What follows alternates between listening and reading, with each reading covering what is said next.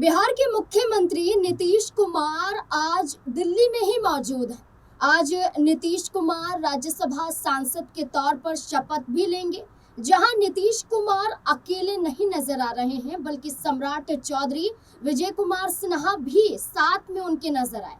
लेकिन जहां दिल्ली में नीतीश कुमार है, जिसको लेकर चर्चा है कि अब राज्यसभा सांसद बन जाएंगे, तो बिहार की कमान कौन संभालेगा? बिहार का मुख्यमंत्री कौन होगा? नीतीश के बाद कौन सा वो चेहरा होगा जो बिहार की सत्ता पर काबिज होगा? इस बीच में बीजेपी के सीएम को लेकर भी चर्चा है। सम्राट चौधरी का नाम बार बार देखा जा रहा है, गूंज रहा है, पोस्टर लगाए जा रहे हैं। निशांत कुमार की भूमिका पर भी सवाल उठ रहे हैं कि क्या नीतीश कुमार अपने बेटे के लिए तैयार है भी या फिर नहीं। इन तमाम सवालों के बीच में एक तस्वीर है जो सोशल मीडिया पर वायरल हो रही है। इस तस्वीर ने सबका ध्यान अपनी तरफ खींच लिया है और इस तस्वीर के जरिए कई बड़े संकेत मिल रहे हैं कि बिहार में बड़ा खेल हो सकता है। निशांत नहीं बल्कि जेडीयू से एक बड़ा चेहरा निकलकर एक बड़ी कमान संभाल सकता है।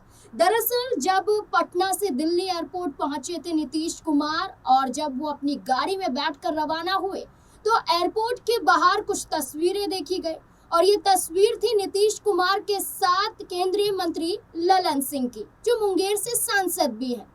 ललन सिंह को एक वक्त पर नीतीश कुमार का राइट हैंड कहा जाता था, लेकिन आज नीतीश कुमार के साथ बिल्कुल करीब में बैठना ललन सिंह का क्या दर्शाता है?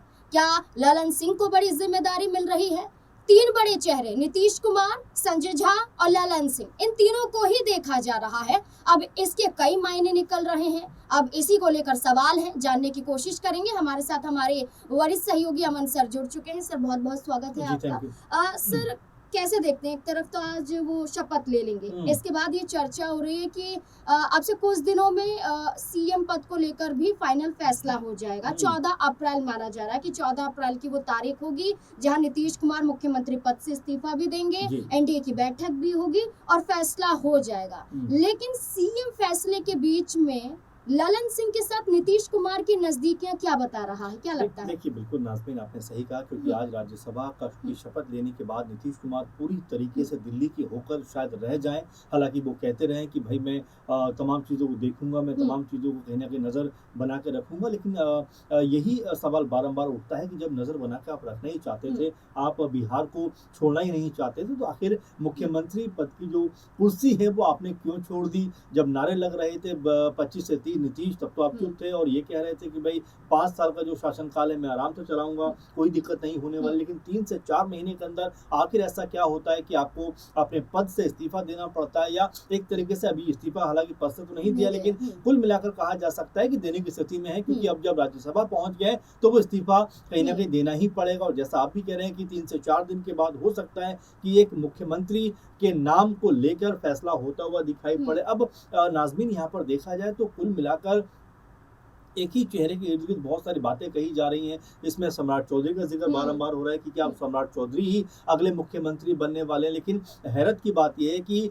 सम्राट चौधरी के अलावा भी दसों नाम ऐसे हैं जिनको लेकर लगातार चर्चाएं चल रही हैं। लगातार उनके नाम पर भी कह सकते हैं विचार विमर्श होते हुए दिखाई पड़ रहे हैं, क्योंकि अब शपथ ग्रहण के बाद नीतीश कुमार और बीजेपी के बीच में बैठक होने का दौर भी कहीं ना कहीं चलता हुआ दिखाई पड़ेगा। ये भी कहा जा रहा है कि 10 तारीख यानी आज ही एक बड़ी बैठक भी होने वाली है। तो कुल मिलाकर ये कहा जा सकता है कि क्या बिहार की जो सरकार है अब तक जो बिहार से चल रही थी, क्या वो दिल्ली से चलती हुई नजर आएगी? और यहाँ पर कोई भी चेहरा मान लीजिए मुख्यमंत्री बनता है, क्या दिल्ली के इशारे पर काम करता हुआ दिखाई पड़ेगा? इस बात को लेकर भी जो विपक्षी खेमे के लोग हैं वो लगातार सवाल उठा रहे हैं कि भाई जिस तरीके से पूरे का पूरा षड्यंत्र किया गया है, उसमें नीतीश कुमार के ऊपर दबाव बनाया, उनसे इस्तीफा लिया गया और बीजेपी ने अपनी मनमानी करते हुए एक तरीके से जो उनकी ख्वाहिश भी थी कि भाई बिहार के अंदर हमारा मुख्यमंत्री होना चाहिए, उसको पूरा करने का काम किया है। अच्छा सर, अगर हम बात करें कि नीतीश कुमार के बाद कौन सीएम चेहरा होगा,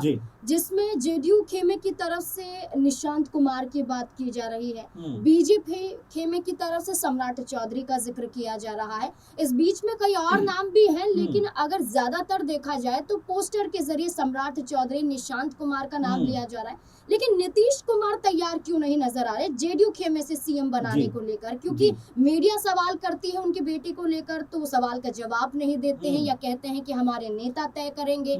आरजेडी की तरफ से ऑफर आता है कि आपके बेटे को हम मुख्यमंत्री भी बनाएंगे, आप सत्ता में अभी भी रहेंगे और बहुमत भी हमारे पास आ जाएगा। लेकिन नीतीश कुमार उसके लिए भी तैयार नजर नहीं आते हैं। निशांत कुमार के लिए कुछ विचार नीतीश कुमार कर रहे हैं या फिर उनके हाथ भी खाली रह जाएंगे नीतीश की तरह? देखिए नाज़मीन, दो तीन बातें बड़ी बड़ी नजर आती है यहाँ पर कि निशांत की एंट्री ऐसे वक्त पे हुई जब चुनाव बीत चुका है, मुख्यमंत्री के पद से नीतीश कुमार एक तरीके से हट ही चुके हैं। तो ऐसे में निशांत की जो एंट्री हुई है वो क्यों हुई, सवाल ये अपने आप में उठता हुआ दिखाई पड़ता है। लगभग 50 साल की उम्र है निशांत की, तो ऐसे में अगर राजनीति में उनको आना था तो क्या 5-10 साल पहले वो नहीं आ सकते थे? और जो चुनाव बीता कुछ दिनों पहले बीता है, 4-5 महीने पहले चुनाव बीता है, उसमें क्या वो कहीं से चुनाव नहीं लड़ सकते थे? और चुनाव के जरिए राजनीति में अगर वो एंट्री करते तो शायद ज्यादा मजबूत तरीके से आते। अभी तो फिलहाल पार्टी के वो सदस्य हैं, कोई बड़ा पद या ओहदा उनके पास में नहीं है, ना विधायक है ना कुछ है। तो ऐसे में ये होता हुआ दिखाई पड़ता कि किसी जिम्मेदारी के साथ में अगर वो राजनीति में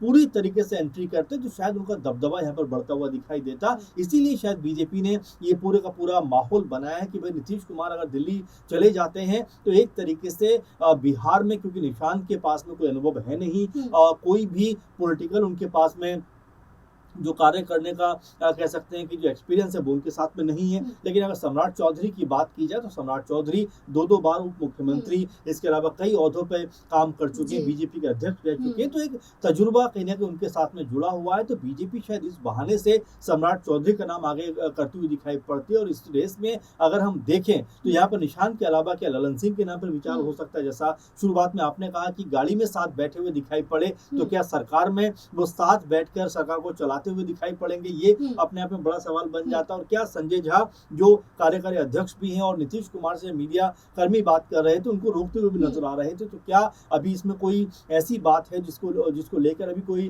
डिस्क्लोज नहीं करना चाहते? तो अभी कई सारे पेज नाज़मीन इसमें नजर आते हैं जहां पर अभी भी पत्ते पूरी तरीके से खुले नहीं है। क्योंकि देखिए, अगर हम नीतीश कुमार के ट्वीट की ही बात करें तो महीने भर से ज्यादा वो ट्वीट हो गया है। अगर किसी मुख्यमंत्री चेहरे पे मोहर लगनी होती तो अब तक उसके ऊपर हो गया होता बातचीत, दोनों पक्षों के बीच में बैठकर सुलह हो गई होती। लेकिन अभी भी आप देखेंगे किसी भी एक नाम के ऊपर तयशुदा नहीं कहा जा सकता कि भाई यही मुख्यमंत्री बनने वाले। इसका मतलब ये हो जाता है कि आपस में कोई भी तालमेल यहाँ पर नजर नहीं आता। और जैसा आपने भी कहा कि जो विपक्षी दल के लोग हैं वो जिस तरह की संभावना जता रहे हैं कि भाई हमारे साथ आप आ जाइए, हम आपके बेटे को मुख्यमंत्री बना देंगे और बीजेपी से आपका छुटकारा भी करा देंगे, तो क्या उस विकल्प के ऊपर भी कोई चर्चा हो सकती है? तो देखिए, अभी खुला हुआ खेल है, इसमें हम आपको ये नहीं कह सकते कि यही होने वाला है। अच्छा सर, ये एक सवाल ये रहेगा, एक छोटा सा सवाल है कि ललन सिंह को अगर बिहार में जिम्मेदारी मिलती है, चाहे उप मुख्यमंत्री की मिले,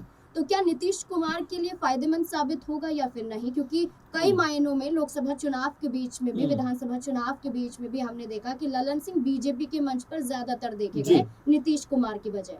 देखिए नाज़मीन, पहली बात ये समझिए कि बारंबार नीतीश कुमार ने ललन सिंह के ऊपर ये आरोप लगाया, बल्कि गंभीर आरोप लगाया जब पीएम मोदी बैठे हुए थे साथ में कि भाई हम तो बीजेपी के साथ चलना चाहते थे, लेकिन ये जो बैठे हुए इन्होंने हमसे बीजेपी से हमको अलग करवा दिया। तो इस तरह की बात कहने के बाद आप देखेंगे ललन सिंह के बहुत ज्यादा बयान निकल कर सामने नहीं आए। उसके बाद जब नीतीश कुमार ने फैसला किया कि भाई मैं राज्यसभा जाना चाहता हूँ, तब भी ललन सिंह को बहुत कुछ दिखाई नहीं पड़े। तो हो सकता है कि उनको यहाँ पर अगर जिम्मेदारी मिले भी तो क्या जो है नीतीश कुमार इस बात पर राजी होंगे कि ललन सिंह को कोई बड़ा पद यहाँ पर मिलता हुआ दिखाई पड़े? अगर वो यहाँ पर प्रभावी हो जाते हैं तो पार्टी का एक तरीके से कमान जो है वो उनके हाथों में जाती हुई दिखाई पड़ेगी। क्योंकि नीतीश कुमार की उम्र भी 74-75 साल के आसपास होने को आ गई है। तो ऐसे में अब यहाँ से पॉलिटिकल तौर पर उनका भी ढलान का कह सकते समय दिखाई पड़ता। और यहाँ निशांत कुमार की, जैसा मैं पहले भी मैंने बात की कि अगर राजनीतिक तौर पर उनकी एंट्री ही करनी थी तो अगर 10 साल पहले उनकी एंट्री हो गई होती तो शायद आज वो बहुत ज्यादा अनुभव भी प्राप्त कर लेते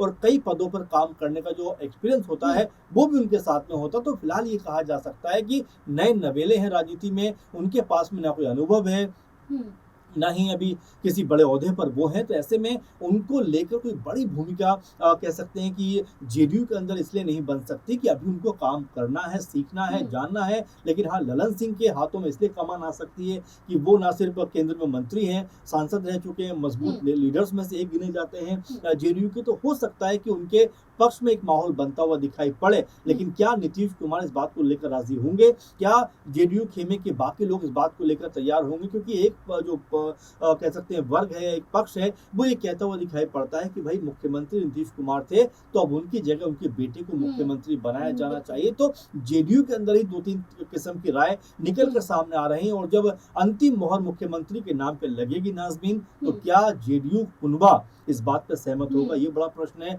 और दूसरा बड़ा प्रश्न कि बीजेपी के अंदर भी 6-7 नाम ऐसे हैं जो लगातार अपना-अपना नाम आगे करने की होड़ में लगे हुए हैं। उनमें से किसी एक नाम के ऊपर मोहर लगेगी, तो क्या वो सीनियर लीडर्स उस बात को एक्सेप्ट करेंगे?